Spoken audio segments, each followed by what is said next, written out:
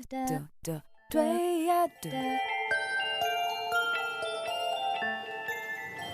suis secrétaire médicale dans un laboratoire spécialisé dans l'assistance médicale à la procréation.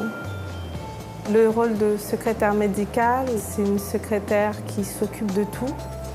Tri de courrier, accueil téléphonique, réception des patients, mais aussi préparation des étiquettes pour les tubes de prélèvement ou envoi d'analyse dans des labos extérieurs. Lala n'a pas une minute à elle.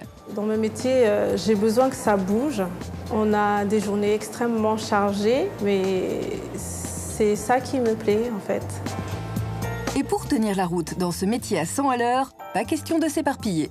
Il faut être capable d'être polyvalent dans ce poste qui touche un petit peu à tout. Il faut savoir trier par urgence les demandes qui se présentent, même si tout arrive en même temps. Il faut être réactif tout de suite.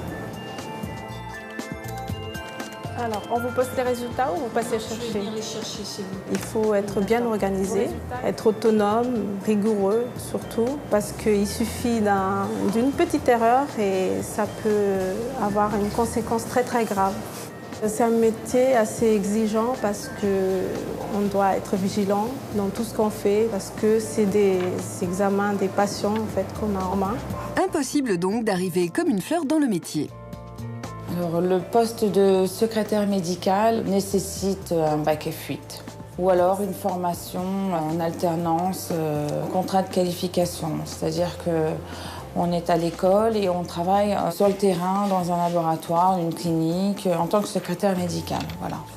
L'avantage pour une secrétaire médicale, c'est qu'elle peut travailler aussi bien en hôpital, en clinique, chez un médecin particulier, c'est varié, ou dans un laboratoire d'analyse médicale. Il y a des vrais besoins de recrutement dans tout le secteur. Ce qui veut dire qu'en sortant de l'école, on arrive à trouver un emploi au bout de 3 mois, dans un secteur public ou privé de santé.